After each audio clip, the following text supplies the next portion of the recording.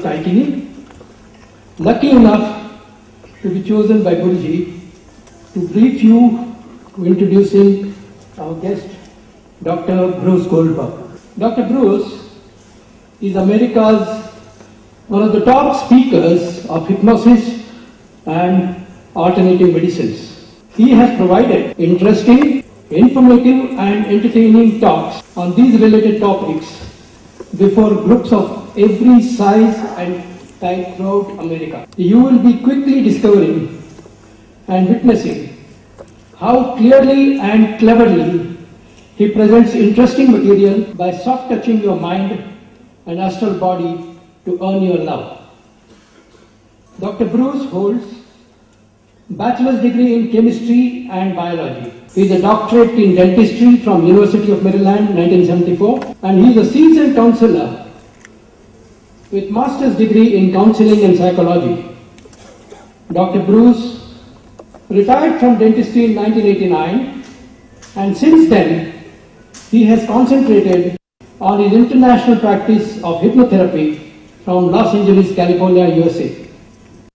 Dr. Bruce is a best-selling author of 21 books, many of which have won awards from different parts of the world. Search of the Grace is one of his best books.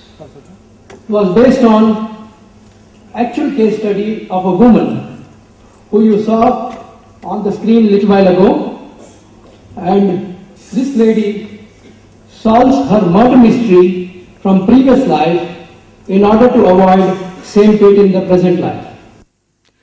This case is fully documented and it stands today as the most authentic study of human life reincarnation. Search of Grace was also made into a television movie, a part of it which you saw, by CBS, where Dr. Bruce was consultant, and this film was acclaimed across the length and breadth of the United States of America. He has offered radio and TV shows. Some of you must have seen him on CNN, NBC, CBS News or the History Channel, while in America he is watched on Oprah, Regis, Jerry Springer, Mortel, Art Bell and George Noory. He has print exposure to LA Times, the Washington Post and Time magazine. Unique feat of Dr. Bruce is he has personally conducted 35,000 regressions, that is past life, and progressions, that is future life, since 1974. That's amazingly averaging 1,000 sessions a year. On behalf of Spiritual Solution Center, I would now request our respected Guruji to honor Dr. Bruce Goldberg.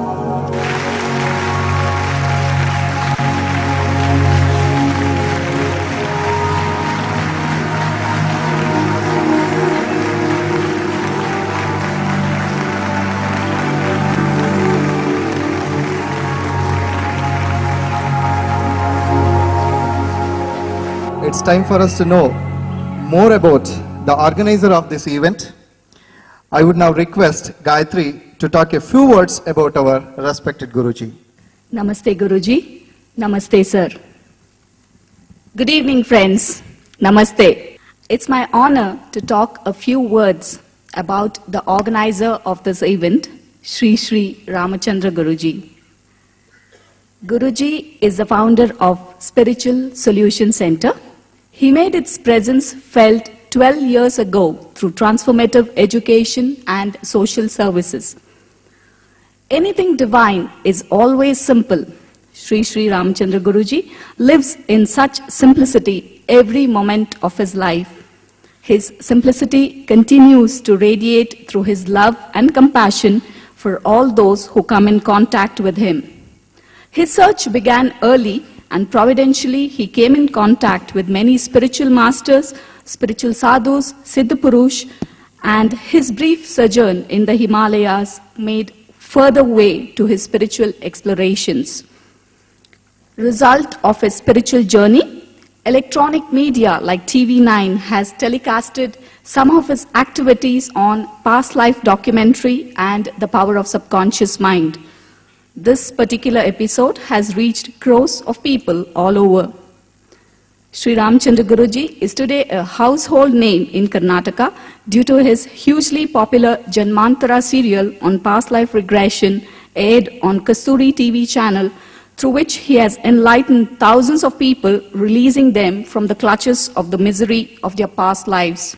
Apart from this, he has also addressed large gatherings in many places in India besides foreign countries like Washington DC, Chicago, Los Angeles, Pennsylvania, Dubai, Abu Dhabi, Sri Lanka and Nepal. Guruji is a recipient of the Seva Ratna Award from the National Council of Alternative Medicine, Bangalore for the year 2004 in recognition of his outstanding contribution in serving for the development of yoga and meditation. In the year 2002, the Bank Officials Association Karnataka honored Guruji with the Yoga Kala Ratna Award for his service of spreading yoga and meditation in rural areas. He is also the Honorary Director for Yoga Sophie, Yoga Institution in California, USA. Spiritual Solutions' mission is to heal, love, and serve all mankind. We are dedicated to find empowerment of spirit principle of thought in the present and hope for the future. Our educational and self-development programs recommend techniques to eliminate stress, get better health, expand awareness, and resolve conflict, and all these have been enjoyed by lakhs of people in India and abroad. Spiritual Solutions' unique contribution is that instead of inclined to religion and metaphysical issue, it applies as well-filtered traditional values to the present context like an applied science. We have conducted various camps, seminars, and workshops on self-hypnosis, the power of subconscious mind, past life regression, progression, personality development, meditation, yoga, and pranayama, health awareness camps for rural areas, mass meditation and social awareness camps, environmental awareness, personality development, cultural programs, trekking, and healing camps. One of our objectives is to conduct well-designed and effective programs, especially for the prison inmates, through the medium of yoga, meditation, self-hypnosis, which would help the criminals to resolve their conflicts and build self-esteem and the hope to survive and confidence to lead a normal life beyond the prison border. Spiritual Solutions has been invited by leading industrial houses to conduct seminars and in-house workshops for senior level executives to harness creativity and harmony in today's competitive work culture and prepare them for globalization. Spiritual Solutions has invited great spiritual masters and world-renowned trainers like Mr. Shiv Khera, Dr. Newton, Dr. Pradeep Agarwal, Dr. Hari Kumar, Professor Jacob Raju, and many others for conducting various spiritual and corporate workshops. To further this today, we have with us one of the world's renowned hypnotherapist and regression therapist, Dr. Bruce Goldberg from USA. A warm and a hearty welcome to you, sir, from all of us. Thank you, friends. Guruji says Bruce is an ocean of knowledge. Let us now hear it from Guruji. What inspired him to invite Dr. Goldberg to India? Good evening, friends. Basically, I got inspired by his books and the amount of work he has done in the field of body, mind, soul. That attracted me to invite Dr. Bruce. I'm also working in this field from past 15 years. I'm also doing regressions. But when I saw his work on this respected field, he has a tremendous knowledge, and I accept is an ocean of knowledge in this field. I request Dr. Bruce Goldberg to enlighten us. You know, one of the things I like about India, and I've had associations with this country for many years. I have a lot of patients who've come from India to Los Angeles to my office and communicate with me over the years. In America, we don't quite have the same culture of the belief of reincarnation. And when I'm interviewed by the media in the States, some of the reporters would say to me, "Doctor, what if you don't believe in reincarnation?" And I would say to them, "That's okay, I didn't in my last life either." Okay. It is a great pleasure to deal with Guruji and his Spiritual Solutions Center. The theme that he represents is so much what I represent and what I like to see in practitioners and in educators. And this evening I'm going to give you an introduction of not only my work, but also what we're going to be doing during the Saturday and Sunday workshops. This is not just a time travel experience, which it will be this weekend.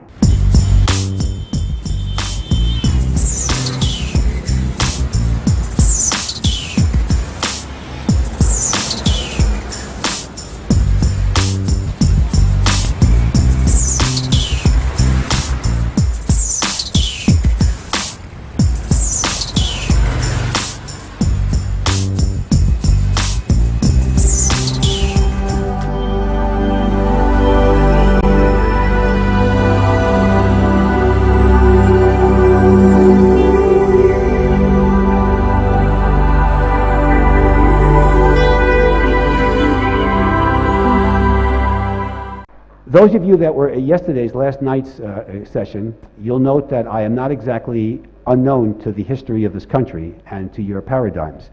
So I want to review some things. One of my favorite quotes, Krishna stated in the Bhagavad Gita. This is one of my favorite quotes, which I think is related to this workshop.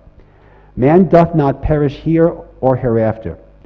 The man dwells for an immensity of years and then is born again on earth.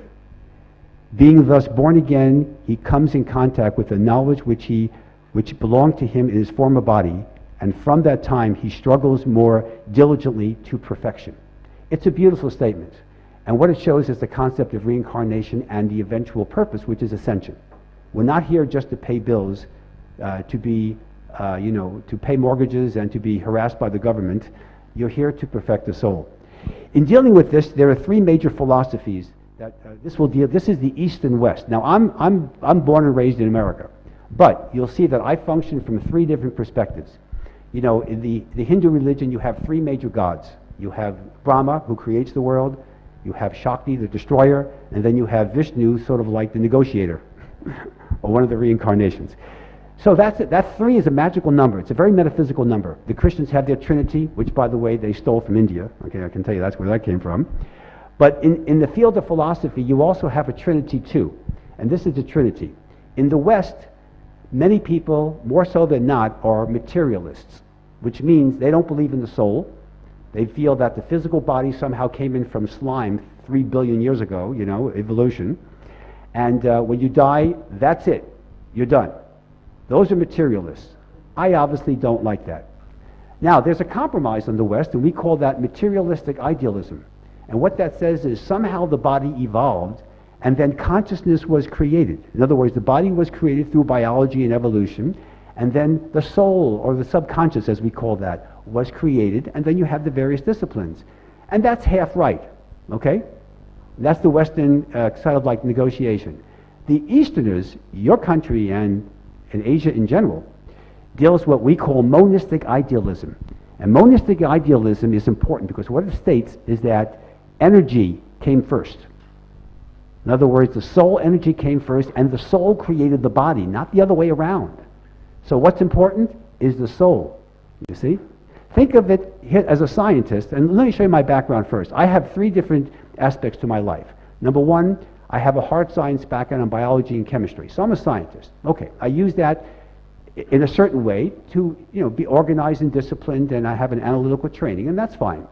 Then I have a psychology training, my master's in counseling psychology, so that gives me an understanding of human nature and this and that's fine too.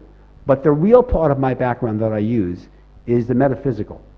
And the metaphysical requires a detailed and in-depth knowledge of quantum physics. And that's really the basis of this field. I won't bore you with all the equations and all the concepts, but quantum physics says that all time is simultaneous and that you create your own reality. That's what quantum physics says. And this is not just a philosophy, it's backed by hard science. Everybody here has a cell phone. You got a computer, right? That's quantum physics. You go to a store and they barcode your items. That's quantum physics. They send missiles to Pluto. That's quantum physics. So quantum physics is a real discipline. Without that, we would be in the dark ages, okay? So I believe in the monistic idealism. And in your culture, you have what's known as, the term is Mayas, the illusions of the earth plane. So what that means to me is that don't take life too seriously. Do your thing, but don't worry about the little. These are challenges. These are karmic tests. If you pass your tests, you grow. If you don't and you live in fear, then you have a long karmic cycle. See, karma has 4 elements. Karma basically means cause and effect. That's what it really means, a Sanskrit term. So that's phase 1, cause and effect.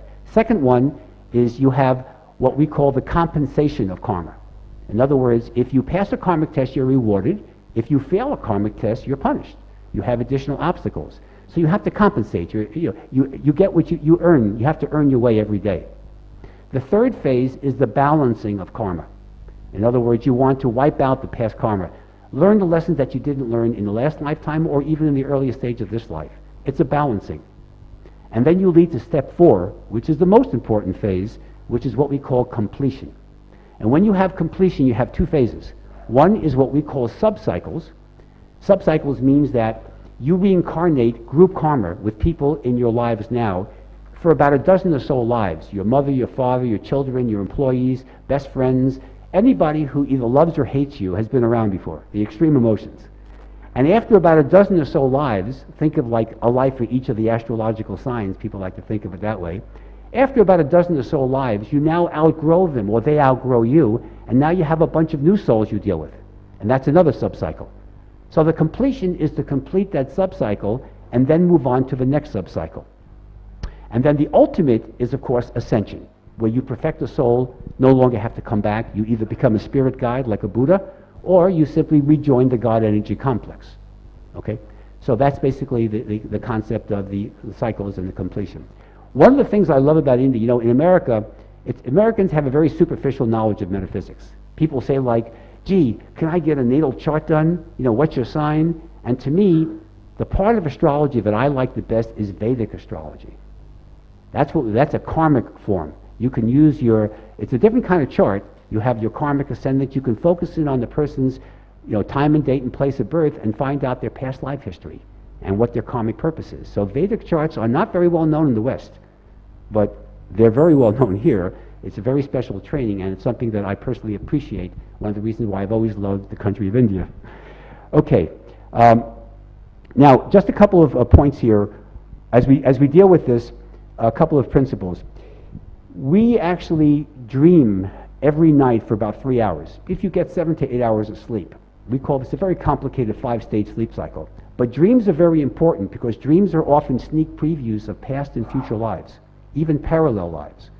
So your dreams aren't just psychological meanderings. We know from research, and in my Astral Voyages book, I document the scientific research to show that when you dream, you're out of the body. You're in the 5th dimension. The problem is, where do you go? Most people go to what's called the lower astral plane. And that's where you're psychically attacked. And that's why people, as they get older, they get more neurotic and unhappy, miserable, lack of fulfillment, depression. You don't see a 4-year-old child walking around like depressed, right? But you do see a 50-year-old man or woman doing that. If you go to the upper astral plane, you can now meet with your higher self. And that's the purpose of what we're going to be doing throughout the weekend. The soul enters the body within 24 to 48 hours of physical birth. When you're going through the gestation period of pregnancy, the soul is kind of hanging around, but it doesn't really enter the body. It just sort of like waits and just kind of observes. And it's being communicated with, by the way. You know, for example, if you think that when you have children, you don't name your children name themselves.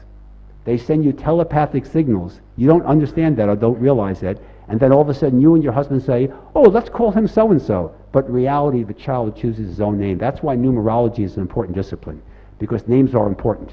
Not just for what they are, but the number of letters in them, lots of aspects to it. So between 24 and 48 hours before or after birth, the soul will then enter the body, and it's not really trapped in the body, because every night it leaves the body to go in the dream cycle. It goes out of the body into different dimensions. Now, the purpose of reincarnation is to help us understand who we are, what we've done, and hopefully to prevent repeating the past errors. Growth, spiritual growth, consciousness raising is what I call it. And I like to use the term psychic empowerment to describe my work. I do not believe in any kind of codependency. In other words, my purpose as a therapist is not to have people come to me forever, all right? And I'm not their guru. I'm not trying to be their mentor. I'm simply training them to learn the system so they can do it themselves, so they can contact their higher self for the rest of their life. And as their life changes, as the challenges you go through life will change, you will have what you might think are obstacles. These are just karmic tests. If you pass them, it's not a problem. So in other words, you learn to be independent rather than codependent. In America, almost everybody's on medication. You know, America is the richest country in the world and the most depressed. We're the fattest country in the world, okay, and a miserable country. And I'll tell you why. I mean, I love America. I'd never live anyplace else. But America is 5% of the world's population, but we're the market for 50% of illegal recreational drugs. And let me tell you, nobody takes recreational drugs because they're happy. They take it for escapism. Okay, it's a vice. It's a codependency. Okay,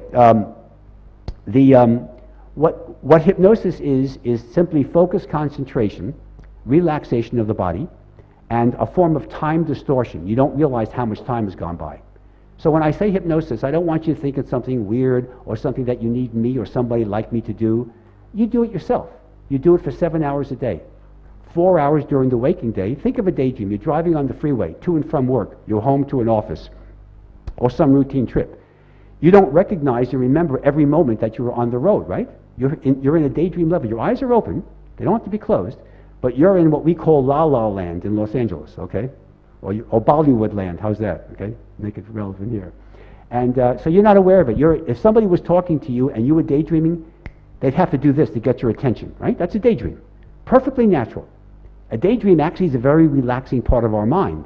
Without daydreams and natural hypnosis, you would die of a heart attack. The world is very stressful, potentially stressful anyway. So we go through these hypnotic levels, driving in the car I mentioned, watching a TV show, playing with your computer, doing research, listening to music, baking cookies, whatever you're doing that focuses your concentration, a hobby or interest that's detailed, and time goes by quickly. That is a hypnotic level.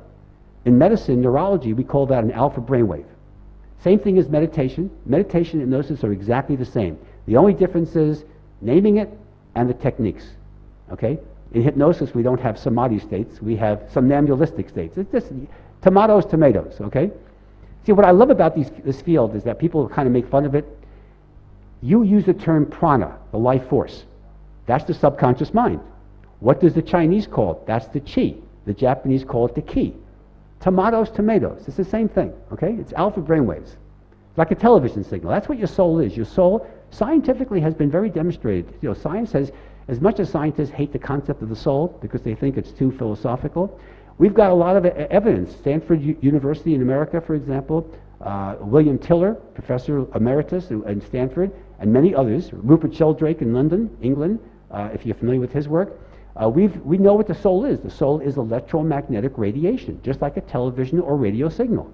The only difference is it goes through the human body rather than a satellite or a computer or a cathode ray tube or a transistor. That's all, same thing. And of course, our soul reincarnates in other bodies. My typical patient, people say, well, what's your typical patient like? Well, I can make a broad statement. My typical patient that comes to me has low self-image. They have what I call self-defeating sequences. They procrastinate. Everybody that has ever seen me is a procrastinator.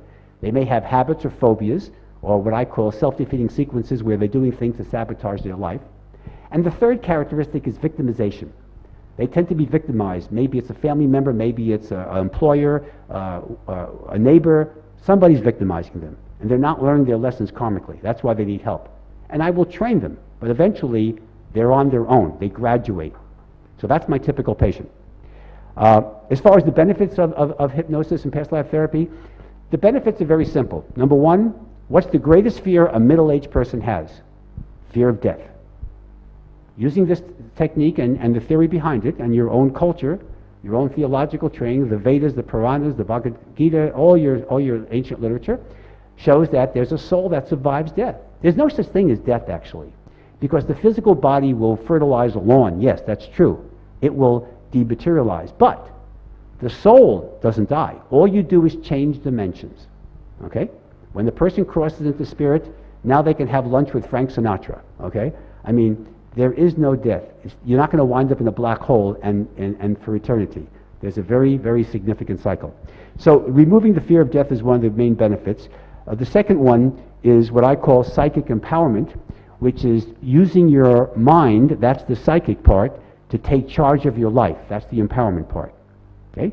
Without drugs, without codependencies, using the soul, not the brain, that's physical brain. We're talking about energy, the soul, Atman, the electromagnetic radiation. That's what the soul is. It's energy. It has no weight to it. And so psychic empowerment means you overcome things like procrastination, smoking, overeating, compulsive gambling, excess sex, whatever's bothering you. You can overcome any of those by using these techniques, especially the superconscious mind tap, as I describe it later. And the third, shall we say, benefit is what I call the big one here, as far as the basis of this workshop, and this is accessing your Akashic records, which means you can perceive your past lives, your future lives, your parallel lives. All right, you can access your higher self, and that's the main technique. And so that gives you a little time travel scenario, a little overview of your karma. I use a different term than some for things. For example, going back in time is a past life regression. Going forward is a progression. But what do we call it when we go into a parallel life? In other words, the life exists right now, except it's a different frequency. I call that a paragression. You see? So that's another term that you may not hear from before. As far as who can do this, anyone can do this. Everybody here can go through these experiences. Now, you can block it if you want. I can't control that. In fact, I don't take credit either. I will not take the credit nor the blame. 99% of what we do here is due to you. When I see my patients, a lot of my patients give me way too much credit. And I tell them, I'm responsible for 1% of your training. That's 1/10 of an agent in Los Angeles, okay? The patient is responsible for 99%. So you're responsible. So I'll give you the techniques and we'll do this. But one question I will never entertain is like, well, doctor, I didn't see anything. If you follow the instructions and just open yourself up and just kind of chill out, and there are many techniques we'll do to help you with that, you'll be able to have the experiences. And again, that's what the CD programs are good for too, because they will help you. You can take those home and play them every day, and sometimes it takes a little bit longer to do some of the more advanced techniques, like the outer body or the custom design your own destiny or some of the other things, or even progression. Sometimes you need more exposure. When you're in a room like this, unfortunately, there's a lot of energy here, and some of it isn't very positive necessarily. Some people have their own issues, their own baggage, and you're exposed to that, so that can also compromise the situation. But we can solve that. Again, CDs can help it. If you're interested in private sessions, we can do that too. As far as going into the future, a couple of comments. There is no problem with December 21st, 2012. The Mayans simply ran out of rock. All right? There's going to be no problems. Why do I know that? Because I've done progressions, hundreds of them, well beyond 2012. There are no problems. My track record is actually pretty good this way. 10 years ago, or 11 years ago, I do a lot of interviews on, has anybody here ever heard of Coast to Coast AM radio with George Norrie or Art Bell? Does that ring a bell to anyone here? Okay, some people have. You probably get it on the internet, I take it. This is a major network radio show. It's about 525 affiliates and about 10 million listeners, not counting the internet. It's all around the world, but it's based in the United States. And in 1999, the original host of the show, his name was Art Bell. He's a very negatively programmed person. He likes, you know, his cup is half empty. And he says to me, Doctor, I want to discuss Y2K with you tonight. This was the end of 1999. And I said, Art, I want to tell you something that none of you guests have ever said and ever will say. And I want to tell you very clearly, and you know my reputation, I do not back down, and I don't play a politically correct game. There's going to be no problem on January 1st, 2000. It's going to be Y2OK.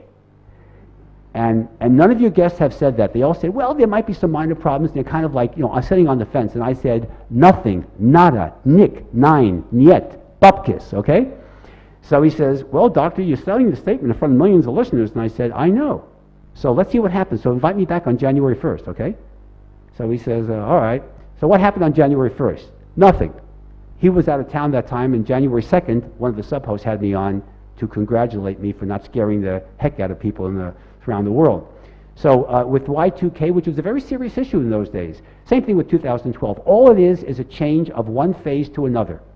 We label this the year 2010. What do the Chinese and the Jews call it? 5600 and something, right? It's a label. It means nothing, okay?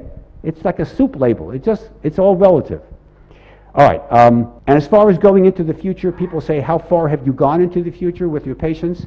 Well, I've gone into the 50th century. That's 3,000 years in the future, and mankind is still around. And between 1,000 and 3,000 years from now, tomorrow we'll discuss in detail the time travelers. There are people in the future, our species, who've mastered time travel and have come back in time all throughout history, including now. They don't make themselves known because of lots of problems to do that, and I'll explain why tomorrow. But time travel is real. Oh yeah, it's a biggie. And we'll talk, again, there are ways in which you can actually meet time travelers. And you'll see a clip of one of my patients who actually maintains a regular contact with time travelers. Okay, now what I want to do is, let's go to the PDF file. You know, in ancient times when they talk about techniques, the right is always positive, the left is negative, so maybe there's a reason for that, okay? All right, first I want to describe something that is going to be surprising to you and maybe shocking. And it may seem very controversial. It is, but it's the reality. Going into a past life does not solve problems. How's that? How's that nullifying the whole thing? You can go into a past life and you can have resolutions. I don't doubt that. But it's not the past life regression, the cognitive data that does that. The only way you're going to resolve an issue is to raise the soul's energy. So let's look upon it this way. Think of let's use the concept of depression, a very common symptom. I told you America is a majorly depressed country. You know, people just take Prozac and antidepressants and Wellbutrin and all these drugs like you wouldn't believe. So let's say you have a physical aspect. Let's say you're depressed, you don't want to get out of bed. You're sitting in a chair, it's like, yeah, whatever, okay?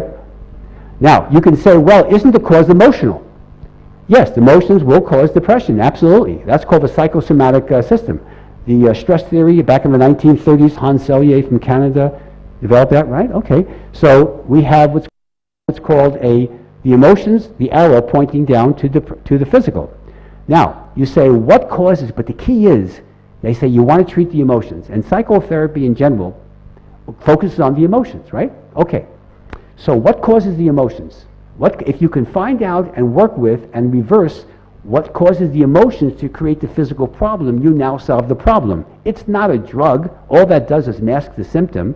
My analogy is that if you have a dead mouse in your kitchen and you keep putting air freshener on it, get rid of the carcass and you get rid of the smell, okay? You got that, right? All right, so people say it's a cognitive thought, and that's why you have American psychotherapy is cognitive, analytical, cognitive behavioral, all these yada yada terms. It doesn't work. Yes, your thought can cause an emotional response. I don't doubt that, but it's not the cause of your problems. The cause of your problems is your soul's energy, the Atman. Your soul's energy is compromised. It's like an immune system. In fact, it is an energy immune system. If it's compromised, now you're vulnerable to circumstances, symptoms, issues. Just think of it like, use this as an example. Let's say that you get plenty of rest, you have a good diet, right? And you're now attending a dinner party with some friends. Maybe there's a dozen people there. And one of your best friends comes up to you, and he has a cold. And even though he's not trying to hurt you, he accidentally sneezes in your direction. So what happens to your body?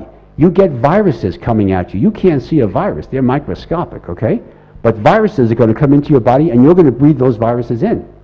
But if your diet is good, if your immune system is functioning well, you don't catch a cold. Now, let's take it a week later or 2 weeks later. You have another dinner party. The same people come. The same guy still has his cold, okay? He hasn't gotten it, okay? Didn't take his vitamin C. And now you have had a tough couple of weeks. You've worked very long hours. You haven't gotten good rest. Your diet's been off.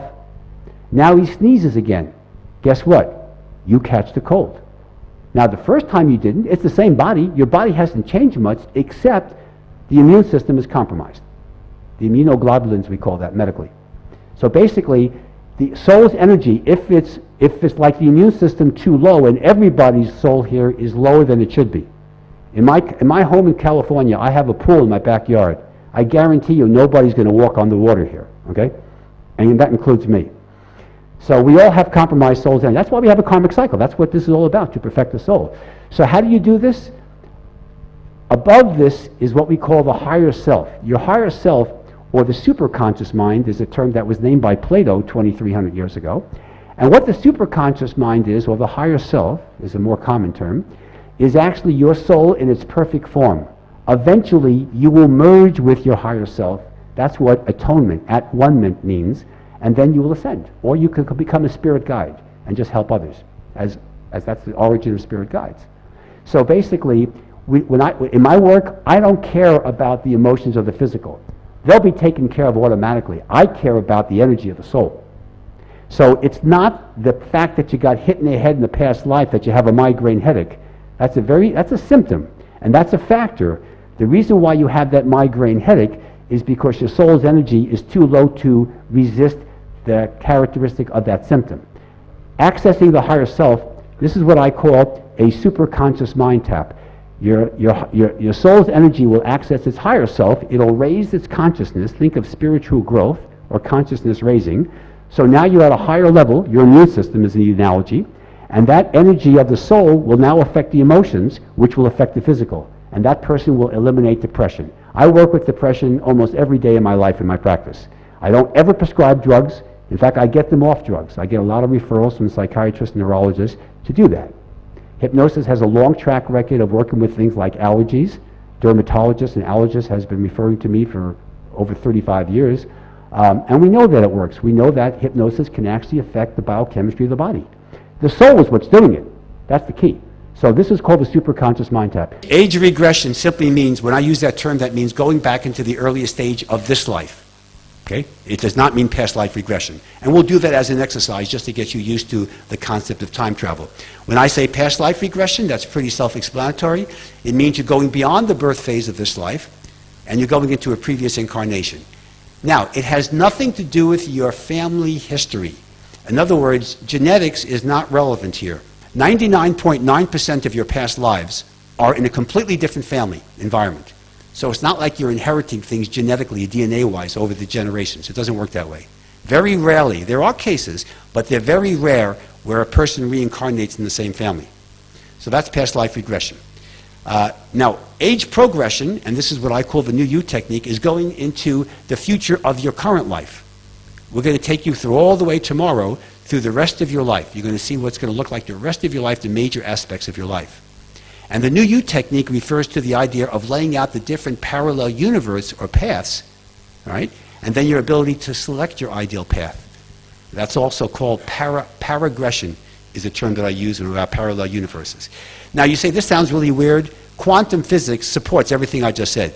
There are mathematical equations. Einstein's theory of relativity has determined this. The string theory, the M1 theory, all those current theories today, those of you with engineering backgrounds, I'm sure you know what I'm talking about, they've all documented mathematically. You can't argue the math.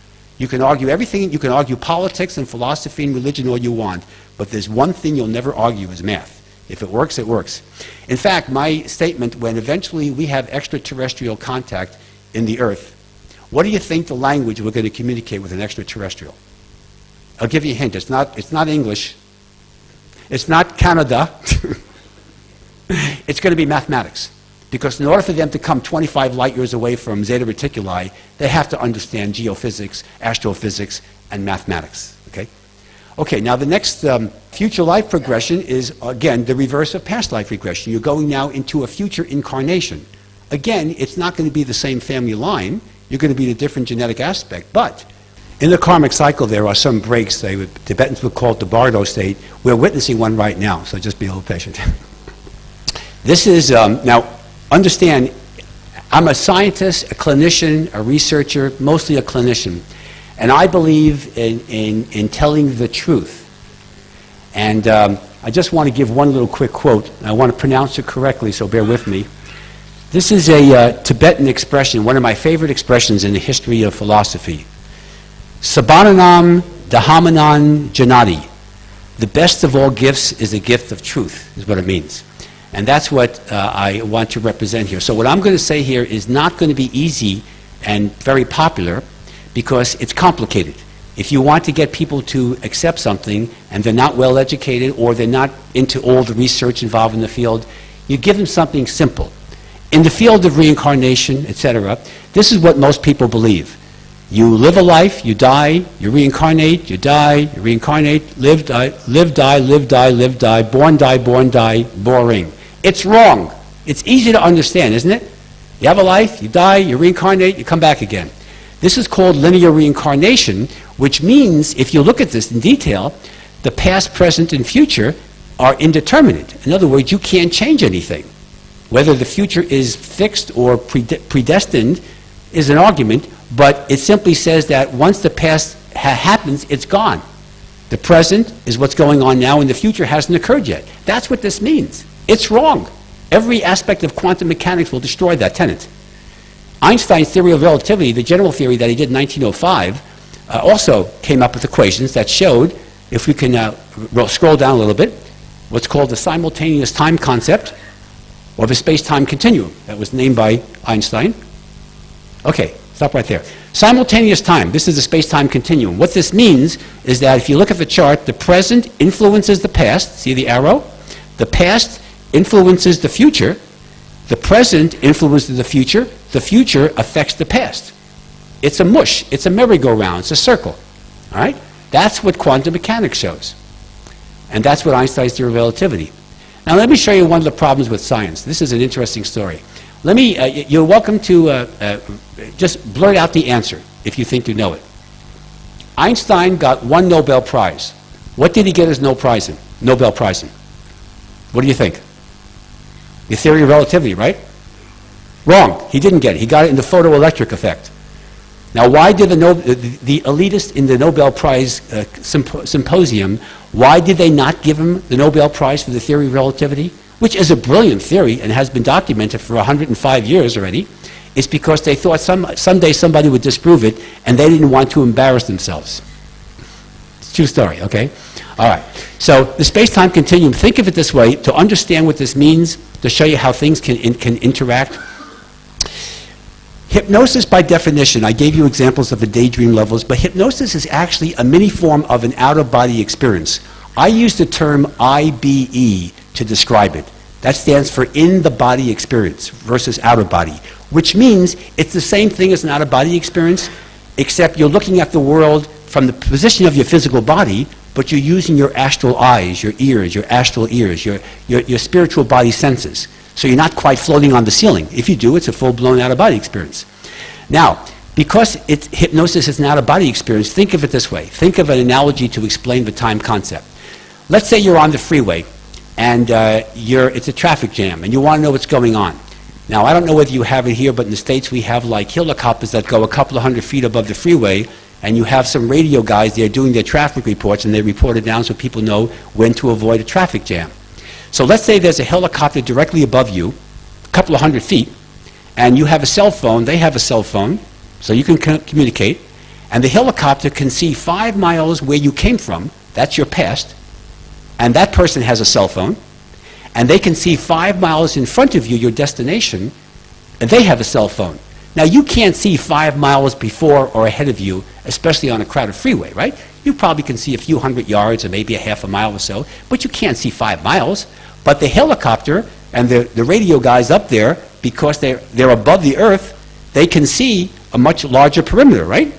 Well, hypnosis is equivalent to being in the helicopter. It's an out-of-body experience or an in-the-body experience, but you're looking at the space-time continuum.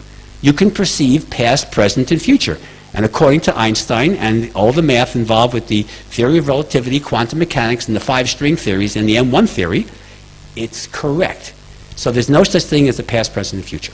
We can label it all you want to. Right now, Abraham Lincoln is being assassinated, and somebody's having a good time in the 25th century. It's all occurring right now.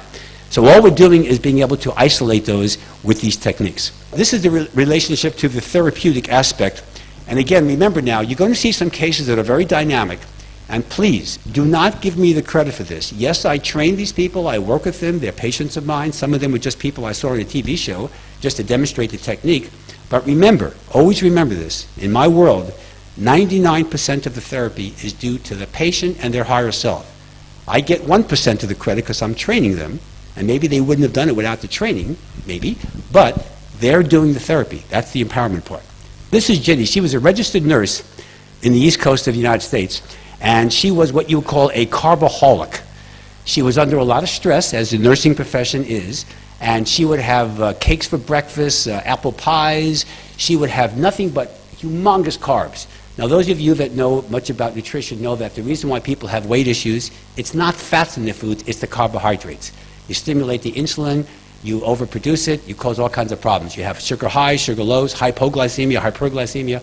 And so Ginny was about 200 and about 40 pounds in this picture. And she also, because she was overweight, obesity in women is a problem with pregnancy. If you're obese, very often these women cannot have children. How much you lose? 108 pounds. I took 2 weeks. Now you saw the after picture. She lost, in that case, she says 108 pounds, and that's fine, but actually, within the next 6 months, the total was 130 pounds. All right? Now, this was done in the 80s. I've had contact with her as late as 5 years ago. This is another 25 years plus after the fact, and she still, the 130-pound weight loss has stayed. This is a permanent resolution. Don't give me the credit for it. It's her. But now there's phase 2. She lost the weight, but remember, there was another problem. She couldn't have children. I gained my, that get a hand? I gained my weight when I was 8 years old, and I was fat my entire life. I was a size 20, wedding gown, high school graduation, college, the whole bit. And let's see the other picture we have, Brian. You couldn't have a baby. I couldn't get pregnant, but that's not unusual when you're obese. And look at this. I have 2 now. I had a daughter 4 months ago. Now, okay, so now she, in addition to having a child, then she has a second child, and of course, over the years, before I moved to the East Coast, to the West Coast, these children were teenagers, and of course, I met them both, very, very nice kids. So my point was that she was able to overcome an infertility problem. You know, today in society today, I don't know about India, but in America, fertility problems are rampant. You have more fertility clinics now than you've had ever in history, at least in America. We don't have 1 billion people, okay, so you can tell the difference. My point is that, to me, it's unnatural. If you had fertility problems years ago, there'd be no humans on the earth, right? They would have been extinct. So today, stress is a major issue, the diet's an issue, all kinds of problems. Her case, her physician, her gynecologist said, you better adopt. She did not believe in adopting. She wanted to have natural children. After she lost the weight, she lost about maybe 40 to 50 pounds and then got pregnant. Remember, then gained weight with the pregnancy and then eventually lost this 130 pounds and maintained it for at least 25 years. Okay, now before we go to the next case, what do you think is the worst kind of phobia to work with? Next case, this is a habit. Overeating is a habit. What do you think is the worst kind of phobia? You can think of fear of snakes, fear of insects, right? The worst phobia in the world, and the only complex one, is called agoraphobia. Agoraphobia is when people don't want to leave their house. In reality, it's a fear of people. It's a lot more complicated than that. But agoraphobes are really isolated. They stay in their house. They don't want to go anywhere. Here's a woman who didn't leave her house for 9 years. the resume here. You were agoraphobic. Oh, yes. You wouldn't leave the house, would you? I would not leave the bedroom. Must be very painful. It is, I would not wish it on my worst enemy. It is really terrible. When was the onset of this? I started, I believe it was about 1978 or 79, and I went for therapy elsewhere, but it was always there. It just never quite left. I was in control of certain things, but I knew it was still there. Then I saw Dr. Goldberg on television, I think it was 83? Yes. In 83, and I thought, I'm going to try this out. Were you literally paralyzed about going outside the home? Oh, my biggest, well, the best thing that happened to me when I finally went out to the corner with my dog. Jackie is a very lovely woman. She's your typical American housewife, just a very great energy.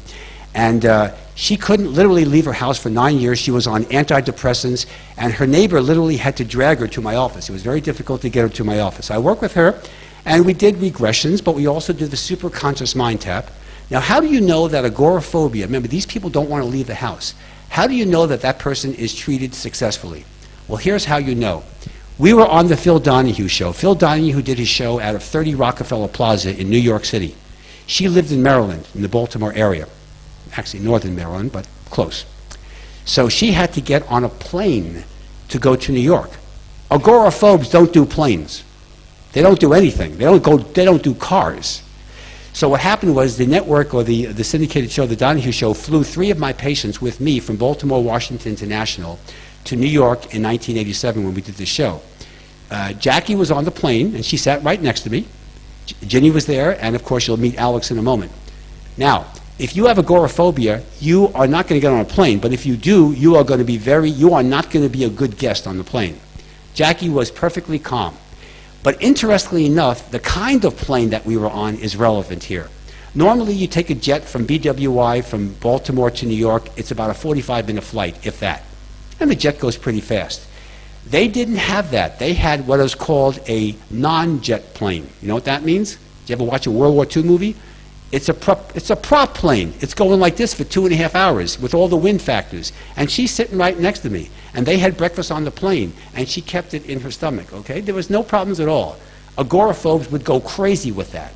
So would a lot of other people, by the way. So that's how you can tell the issue was done. Then the following year, she was on the Regis show, which was an ABC talk show. Regis Philbin, if you're familiar with him. Again, she flew on a jet this time, no problems at all. So that's a successful treatment. Now, the next person is a very interesting person. This is a writer who had a reading phobia and writing block. He's an editor of a Washington magazine. You don't do your job very well as an editor if you can't read, okay? It's a prerequisite for the field. So let's meet Alex. You were obsessed with Mark Twain. You couldn't pass a bookstore without buying something by Mark Twain. You had perhaps the most complete library of Mark Twain's works, and you couldn't read them. I would open up a book, and a wave of nausea would wash over me, and I would feel like I was afraid I was going to die, and then I would feel like I was afraid I wasn't going to die, and then I would close the book. This is a Harvard graduate, by the way, an editor of a magazine in Washington, D.C., can't read, has a writing block because he writes, he's got to do editorials, and he was able to overcome them by using the superconscious mind tap, more important than the regression part, as I mentioned. But this is interesting. He was always obsessed. I remember meeting him years ago, and he said to me, he loved Mark Twain. He was very obsessed with Mark Twain. Well, after this was done, after we worked with him, he not only was able to go back to work, but he wrote a nonfiction book published by Harper & Row in that times. Now it's called HarperCollins, which is a major publisher in the States. And he wrote a book, a nonfiction book, with quotes of Mark Twain. Then he wrote a series of books for that press.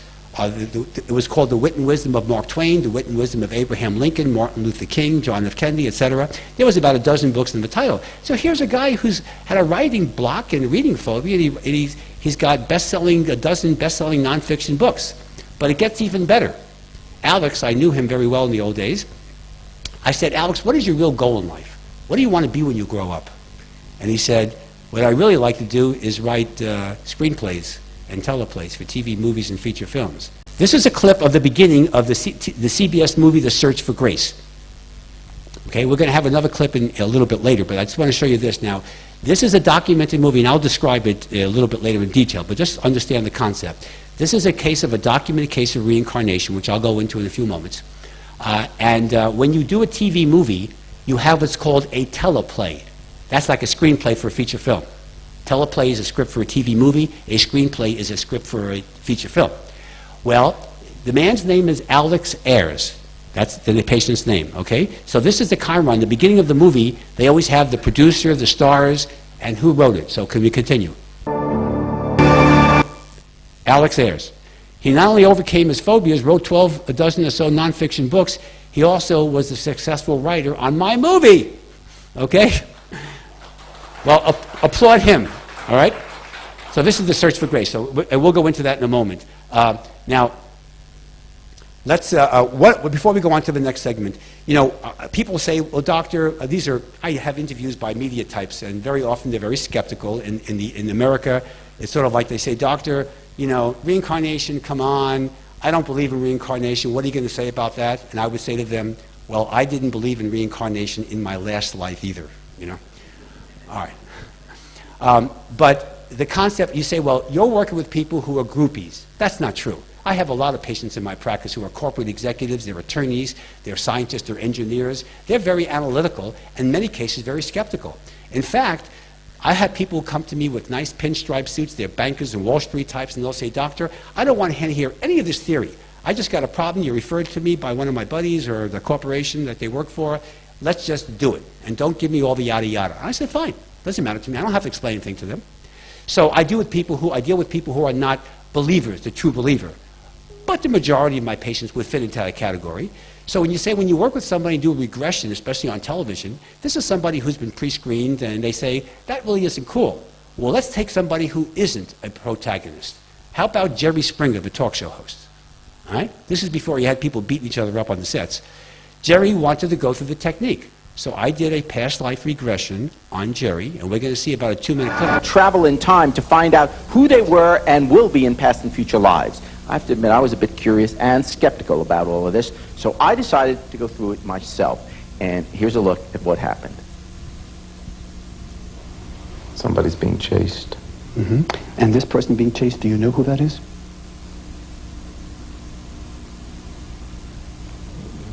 No, just some woman. All right, and this woman who's being chased now, is it your duty to protect her in some way? I take it on as my duty. All right, so follow this through now. We catch up and there's a fight. Okay, and how is this fight manifested? Are there any weapons being used in this fight? Swords. Okay, and what happens as a result of the sword fight? The woman gets away, but we're hurt. Do you survive?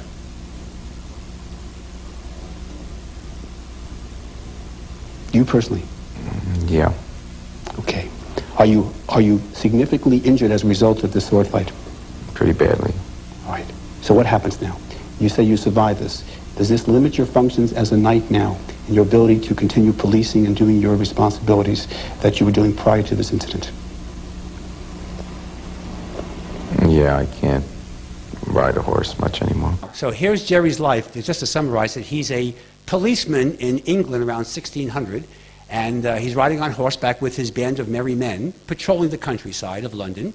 And there are a bunch of swordsmen who are sort of like gangbangers today, okay? They're just running around causing problems. And there's this damsel in distress, and Jerry and his men defend her title, right? I mean, defend her so that she isn't killed by these people. The problem was they were outnumbered. And in those days, if you're outnumbered, you lose, you know? Jerry was severely wounded. He wasn't mortally wounded, but he was severely wounded. He saves the girl's life, and she eventually takes him into the castle nearby where she lived. And he can't work as a knight anymore. He's like, think of it as workman's compensation, okay? So she gives him like a job as like a butler, and he's a servant for the castle. So he's able to live many, many years. Now he saves her life. She helps extend his life because he's very severely wounded. And then eventually he crossed into spirit. So at the very end of the regression, I asked Jerry, I said, the woman that you saved and the woman who eventually saved your life or extended your life, if you've known her in your life today, who is she? This is called the karmic scripting. You'll be able to identify people from past lives. And he says, oh, it's my current life daughter, Kirsty. So even Jerry Springer has karmic family values. All right? Okay. Now, this next case is a very detailed one. We're going to show about 4 or 5 minutes of this. This is a woman who is obsessed with Scotland. She's not from Scotland. She doesn't have a Scottish background. She lives in Maryland, in the southern part of Maryland. And she went to the only high school in Maryland that had bagpipe lessons. She surrounds herself with plaid. She has Scottish Spaniel dogs throughout her entire life. So this woman is definitely an obsession with Scotland. She wanted to know why. Why was she so involved? It was not part of her family background. She was from a German background. So it had nothing to do with Scotland. So why is she so obsessed with Scotland? So she also had other issues that we dealt with therapeutically, but let's see an example of her past life and see if we can find out why Scotland was so important. Now, can you tell me where you are at this time? I'm lost. What do you perceive around you? It's okay, you're protected. It's dark. Okay, where are you now? Do you know where you are? Downstairs. Okay.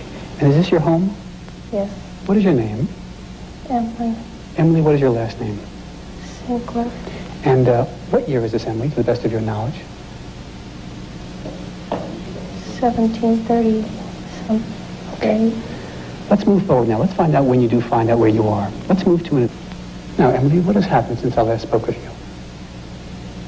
I'm engaged. Engaged to who now? Hugh. And what is Hugh's last name? Douglas. Do you love Hugh? No. Then why are you marrying him? My parents arranged it. Emily, what is happening now? He's gonna go to war. Mm-hmm. Why do you feel so angry about this now? It's stupid. Okay. The Scots can't win. You feel the Scots are outnumbered by the English? No, they're just better equipped. Okay. War. It's all right. It's okay. You're protected. It's all right. What about the war? You don't know what they did. Tell me. I can't talk about it. It's all right. You're protected. You're protected. All right. Sleep now and rest. It's all right. Sleep now and rest. It's all right. You're at a relaxed level now. That's all right. It's all right. You're protected. It's okay. It's all right. Now from this relaxed level now, let's find out what happened. It's okay. You can explore this. What happened now? What happened at the battle? They killed all the men. How about Hugh? No. He escaped? Yes. How did he escape now? He told me that his horse was lanced through the chest. And how did that happen? And the horse fell on him and knocked him out. Okay, all right, all right. All right, let's leave this now. Decide to do. We're leaving. You're leaving your home? Yes. Where will you be going? To Canada. And where will you be leaving from? In the closet. In a closet on the ship? What are you doing there? I'm tied up. Why? What has happened? I told him I wasn't going. And he tied me up. Put me in this closet. So he was forcing you to leave Scotland by ship and you don't want to leave? Is that the problem? Okay. Let's see what happens on the ship itself now, on your way to Canada. Let's move now to the actual ship and the actual leaving of Scotland on the count of 5. I want you to tell me what happens now. Let's move to the very end of your life, too. On the count of 5. And to the very end of your life now. It's all right. 1. Moving forward now. It's okay. 2. Farther forward. 3. Halfway there. 4. Almost there. Number 5. Number 5. Now tell me, Emily, tell me what happened on ship. So awful. What happened? Children. Children are dying. Dying of what now? It's okay. Dying of what? They're hungry. What about you? How are you dealing with this? I'm not hungry. Are you giving your food to the children then? Is that what you're doing? Okay, all right. You want to die yourself? Why is that now, Emily? Because I don't want to leave Scotland. You'd rather die on ship than leave Scotland? Okay, it's okay. It's all right. Sleep now and rest. You are totally relaxed now. You're protected. Very good. Sleep now and rest. 20, 20, 20. Okay, in just a moment, I'm going to be counting forwards from 1 to 5. 1. Very, very, very deep. Number 2. You're getting a little bit lighter. Number 3. You're getting much, much lighter. Number 4. Very, very light.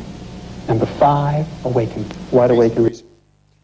Okay, now I always show you the count up when I do these techniques. I want you to see that when the patient comes out of trance, that they're not in a psychotic episode, okay? It's perfectly safe. Now, just to summarize Gail's case, I let you go on with this for about 6 minutes or so. I want you to get the drift. The basic theme of this is that she's in Scotland, her name is Emily Douglas, and her husband, Hugh Douglas, is fighting in the Battle of Culloden in 1746 in April. That's where Bonnie Prince Charles was rebelling against the British and all that kind of stuff. I'm sure you heard about people rebelling against the British. Anyway, so what happens is that this is a very documented case. It's very difficult to get these records. You know, in England, if you do past life regressions in England, only about 1/3 of the records exist because of all the civil wars they had. Usually the people's records were kept in churches, and that's the first place that the other side would attack and blow up or whatever they would do. But this case, we found Hugh Douglas. We couldn't find Emily, but we found Hugh. He was a drummer boy for the army in the Battle of Culloden. This is a very documented case. Okay, so Hugh is hurt in the war. A horse falls all over him. Instead of him dying and being killed because they were just killing the Scots, he actually survived because the horse shielded him. He leaves the field, goes home and says, "Honey, we're getting out of here." Okay? They leave from Edinburgh and they go to Canada. On the ship, She doesn't want to leave Scotland. She's so loving of the country. She's a mess with Scotland. But the husband, you know, Hugh says, hey, I'm the man of the family here, and we're not going to get decapitated here. We're going. She didn't want to leave the country, so while on the ship, it's a couple of month journey in those days.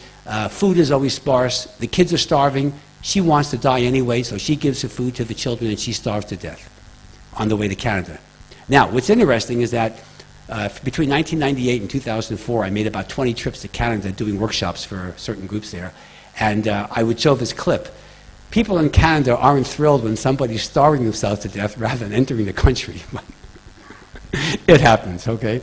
But Gail's case is very interesting. Okay, now, Gail, by the way, her case in detail is documented in my book, Soul Healing, where I give you the whole background. Her case is a very complex one, but a very brilliant one in the sense that she was able to use her higher self, not only see her past lives, a documented one, but also overcome a lot of other issues. Now, the next case we're going to see is the famous one. This is The Search for Grace. The Search for Grace was based upon my book of that title. It was my second book many years ago. And this is a woman who came to me in the East Coast in the late 80s. She came from out of town. She was a young woman, about a mid-20s, a professional woman, an attractive woman. She has her whole career in front of her. She's got an IQ of 135. She's got everything going for her. The problem was that she's dating a married man about 10 years her senior. And that wasn't the only problem. The problem was he tried to murder her on 3 different occasions. He would beat her up, he would take her to an alley and literally tried to kill her. There were 3 major incidences where she nearly died. One of them, she came from out of town, so she flew to my office. On one of them, I saw her the day after an attack. She came in here with bruises all over her face. It was like, I'm surprised they let her on a plane. That's how bad it was. So he was a real sickie, as we say in the field. That's a psychiatric term, right? And she couldn't break up the relationship. Now, she's no dummy. She's a very bright woman. But she was so enmeshed with this guy, she couldn't break up with him. So she goes, doctor, let's do some regressions. She had seen me on the Oprah Winfrey Show and Donahue, etc. And she read my book. Let's find out what's going on. Well, the regressions don't solve the problem, but we did regressions. She wanted to do a lot of them. So I did 46 regressions on her. And in 20 of those 46 past lives, she was killed by the same guy. We call him Johnny. So she couldn't break the cycle. Karmically, she was every time, and this guy killed her every way you can imagine. And the book, The Search for Grace, details all the various, about 9 of the various lives to give the details of the examples of her. And the actual movie, of the entire movie, is obviously available on DVD here too.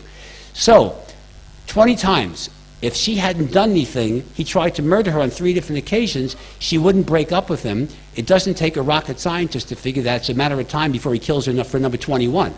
I didn't save her life, although she does give me too much credit. She did. We did the regressions, that was fine, but then we did the superconscious mind taps, and that helped her to empower herself. And she kept in contact with me over many years. As recently as 3 or 4 years ago, she would call me every year just to tell me what's going on with her life. A very nice woman, and she broke up with Johnny. She had other very positive relationships. The woman was empowered. Went on with her life as a professional. She's now in her middle-aged years. An excellent example of empowerment. So let's see a little clip. This is from the news. You know, after you do a TV movie in America, they have what they call, they put you on the 11 o'clock news. This is like an up-close and personal to see who is behind the actual film. So let's see a little clip from CBS. This is a national network news item of The Search for Grace. Never loved him more than that moment when he'd lost everything. We were married a month later. Many of you watched tonight's movie, The Search for Grace, unaware it's based on one woman's real-life experience. The Search for Grace actually began 6 years ago. And it began with a therapist who is based right here in Los Angeles. Tonight, meet the man who helps people discover their past lives. On May 17, 1927, exactly 64 years ago tonight, Grace Doze was murdered near Niagara Falls. Her murder was never solved, but this story doesn't end there. Who am I speaking to? Grace. As seen in tonight's movie, the story of Grace continued in 1988, when details of her life and death began to surface in a very unusual way, through hypnosis, by a woman exploring her own past lives. That woman believes she lived as Grace in the 1920s. The woman was a patient of Dr. Bruce. All right, this is Karma, and that's Phoenix. I want you to know that I practice what I preach. Okay, go ahead. Goldberg, a Los Angeles hypnotherapist who says that through past life regression, this patient was able to overcome repeating past mistakes.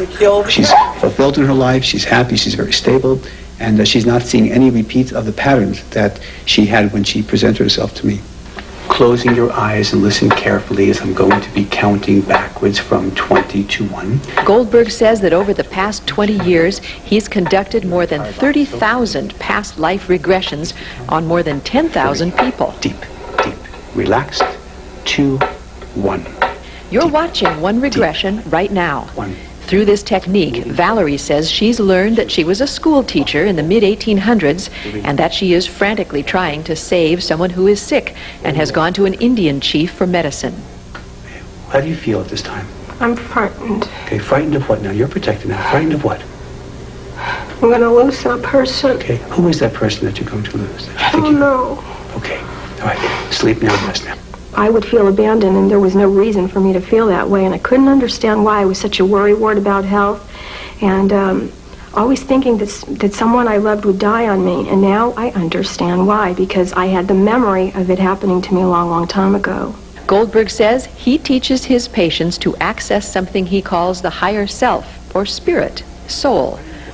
Through that, he says, they can explore not only their past, but their future as well. When asked what he hoped a viewer might learn from tonight's movie, Dr. Goldberg did not hesitate. The elimination of the fear of death, opening up their mind to the idea of personal empowerment, and hopefully with the idea that they can experience their own higher self, whether it be a past life, future of this life, or a future life, and to be able to be in charge of their life rather than just responding and letting the ball play them. Now, you'll notice at the very end, that last soundbite, that was an interview in my office by the network. They have a special person in CBS who does what they call special events, movies for television and documentaries, miniseries. They interview people, and she was involved as a producer. Well, let me show you how karma works. This is, you know, Carl Jung developed the term of synchronicity, right? Meaningful occurrences without apparent cause, right?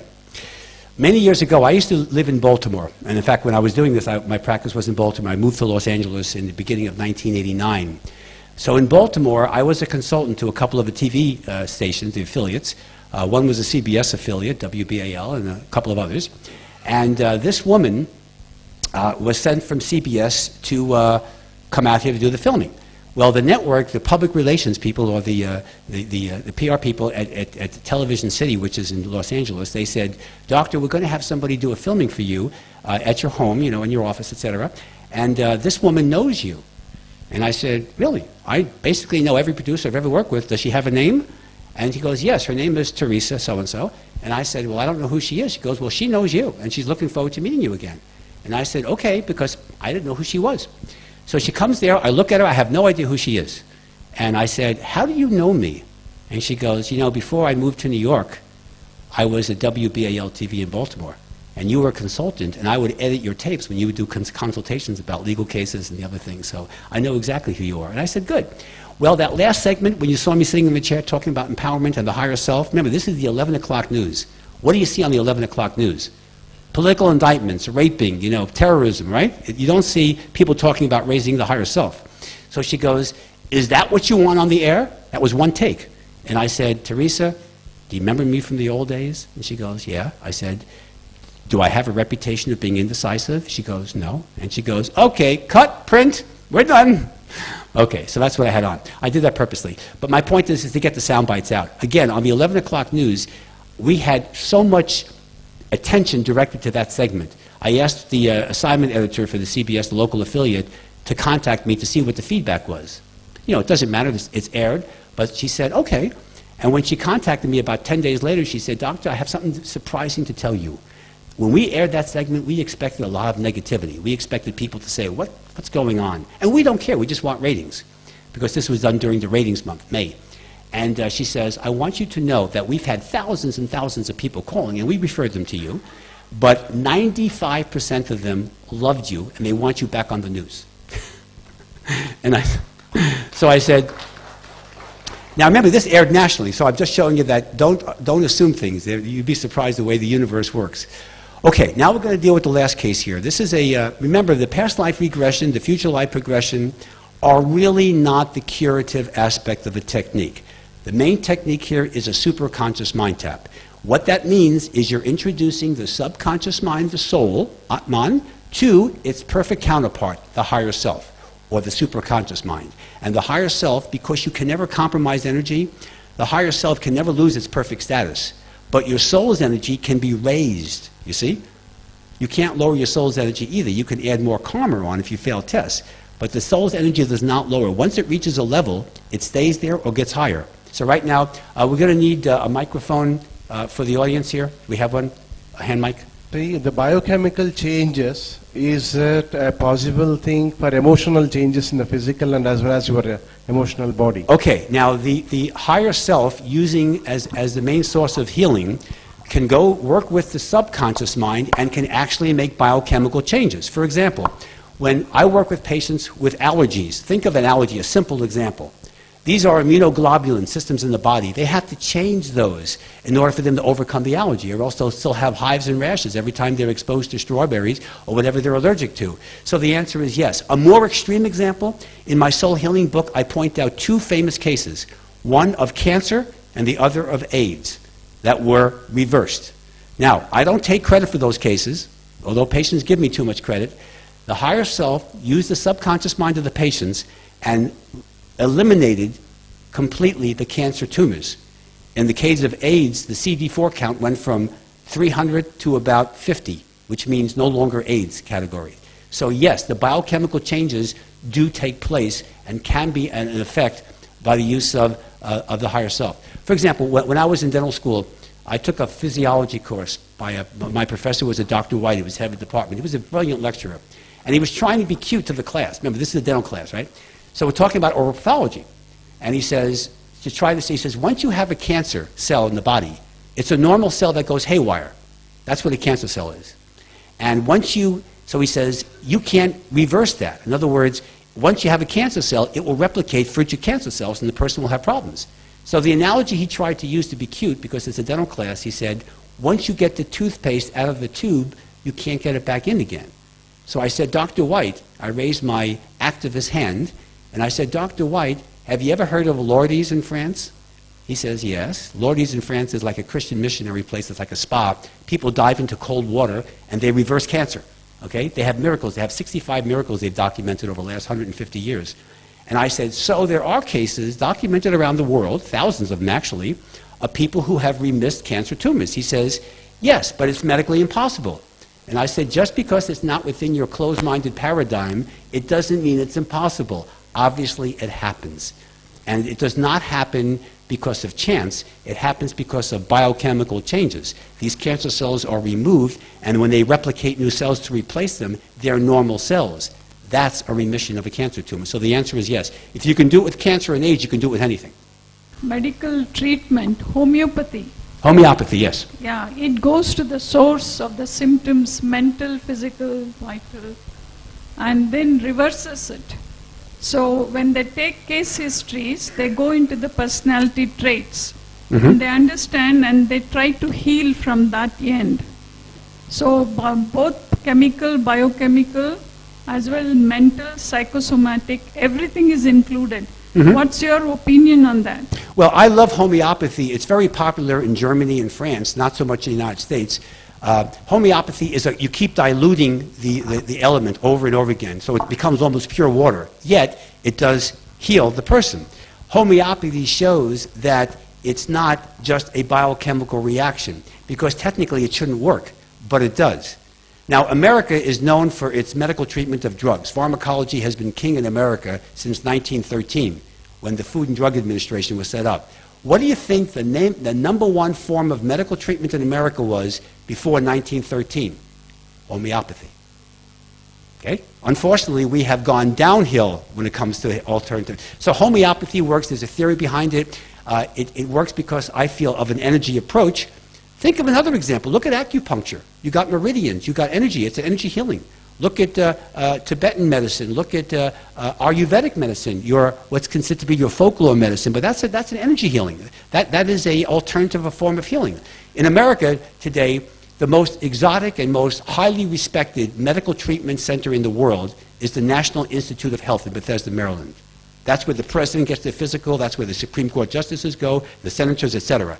If you're an American citizen and you have an exotic disease, they'll treat you for free. You'll be a subject for research, but it's the best treatment in the world. They have unbelievable practitioners. Now, in 1992, the NIH, which is the most respected medical place in the world, more than the Mayo Clinic, it's number one. They developed what's called the OAM, the Office of Alternative Medicine. So federal tax dollars of Americans are paid every year, millions of dollars, to do what? In my Soul Healing book, I document the title. They work with hypnotherapy, past life therapy, Ayurvedic medicine, Tibetan medicine, acupuncture, guided visual imagery. All of these, homeopathy, all of these are studied by the National Institute of Health via their Office of Alternative Medicine. It has gained tremendous amount of credibility, including, but not limited, to past life therapy. How's that? So these disciplines do have an energy base, and they're not allopathic, they're holistic. And that's what I like about homeopathy. Why should I have discipline? Let me just pop a pill. Now, when you take pills or other medications, you're driving the disease process internally, and you're compromising your immune system. That was the theme of my Soul Healing book. If you use energy-based healings, then you're solving the problem. So self-healing means energy healing. Okay? Drugs are external, and you always lose with drugs. Sometimes you have no choice. If you've got diabetes, you need insulin. If you've got heart disease, you need beta-glycosides. I understand that. But for all the other issues, including the depression and all the other psychosomatic and all the other stuff, you don't need medication. Medication only treats the symptom. Remember the dead mouse analogy. Get rid of the carcass. Don't use the air freshener. Okay? Get rid of the cause. First thing you mentioned about a child chooses his name. Right. And I do agree that the soul chooses the father and mother. Right. Now the question is, if our soul is so intelligent, why we can't understand in our lifetime what is the purpose of our life? Well, because that would be cheating. That would be the answers to the test. If you knew what your karmic purpose was in detail, why does the average person, when they're born and they go through life, by the time they're 5, 6, 7 years old, they don't have any memories of past lives? Most people have no idea what their past lives were, unless they go to someone or do something, or they're very psychic. The average person has no idea what their past lives were. The reason being, because if you had a complete dissertation of all your past lives and you knew what your karmic purpose was, then what's the point of being here, right? You would have the answers to the test. It would be cheating. The universe doesn't like that.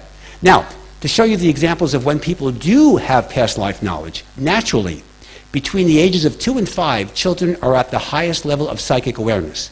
Because that's before they start school, before the state gets involved with them, and before they have kids making fun of them because of their clothes or whatever. So between the age of 2 and 5, if you ask a child between 2 and 5, tell me what it was like when you were big, they will give you past life information. The late Professor Ian Stevenson did research in India, right, as well as around the world, and he had researchers like Dr. H.N. Banerjee was an East Indian who did research for Stevenson, then moved to the United States, and then came back here again. Between 2 and 5, kids are not hung up. But as you get older and society conditions you with fear and all the usual stuff, they make fun of you, and maybe not here, but in America, if you talk about your past lives, a lot of cultures, a lot of aspects would say, hey, you know, get a life, you know? I mean, not get a past life, just get a life, all right? They would make fun of you, so people are repressed. A lot of people who come to me say, doctor, you're the only person I can talk to about karma.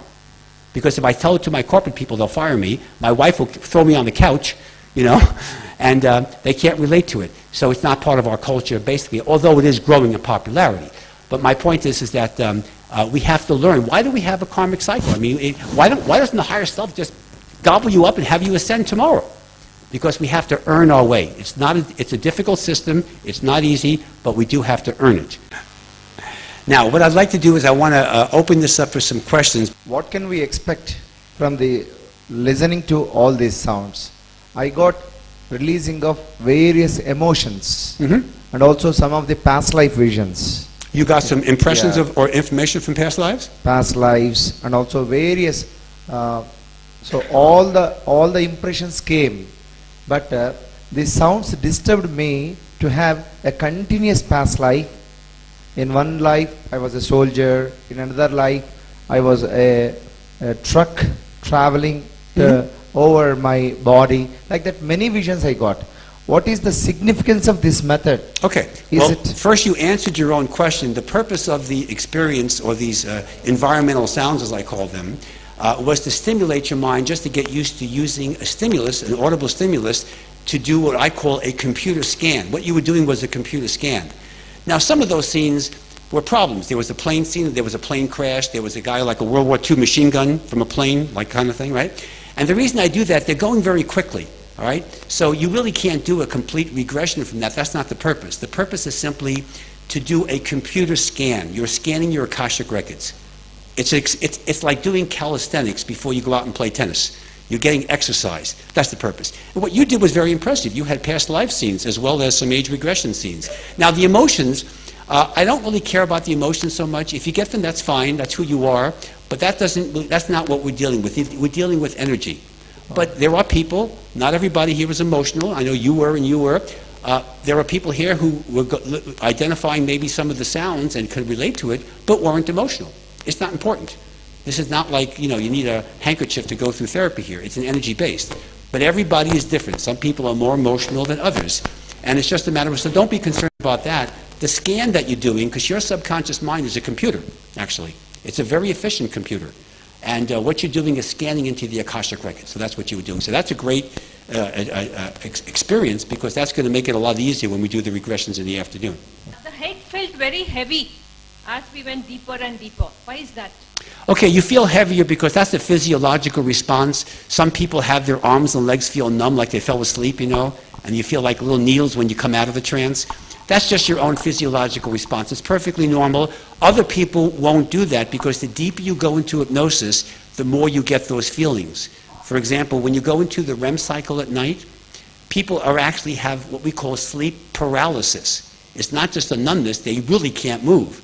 And that's part of our sleep cycle. So the deeper you go into hypnosis, the more you get these limiting experiences. Right. It's heavier, and that's natural. That's because you're going into, that was a deeper level. That's what we call a medium level trance. So there's nothing wrong with it. You're not hurting the body. What you're showing me is that you're cooperating. Your defense mechanisms are being put aside, which is what hypnosis is, and your subconscious mind is now controlling the response and allowing you to be into a position where you can access the higher self. So that's a very good experience. 5 years back, I had a spinal surgery for my slip disc.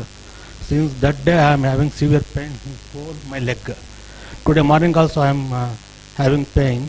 Before starting this hypnosis also, I was having pain.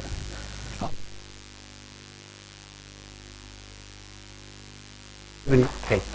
Give him a hand. Even I can't move my finger in the leg. How long had the pain been bothering you before? How long have you had that pain? Since morning to evening, I'll be having pain. Pardon? Since 5 years. Since 5 years. 5 years. Yeah. Okay. Now this is a spiritual healing. Please do not give me the credit for it. This is you and your higher self.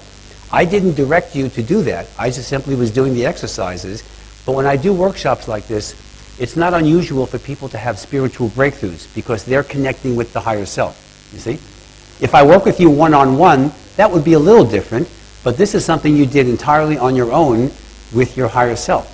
So I applaud you and your ability to do this. Thank you very much. Okay. Now what we're going to do here this afternoon, the first phase, just to give you the schedule, between now and approximately 4 p.m., we're going to be doing first a higher chakras link. This is a psychic protection exercise. This will allow, I'm sure you all know what the chakras are, the 7 major chakras.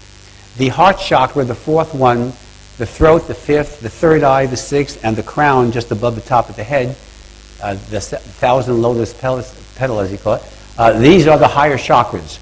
And we're going to balance those together. We're going to link those. I call this a higher chakras link. And what this will do is not just balance the chakras, but also initiate the connection with the higher self to do psychic protection. There's no danger to these techniques, but I'm more concerned about the previous exposures you've had to psychic negativity in the world than you are getting here. So that's going to be the first thing. Well, that will take a few moments. And then we're going to be doing what I call a super conscious mind tap.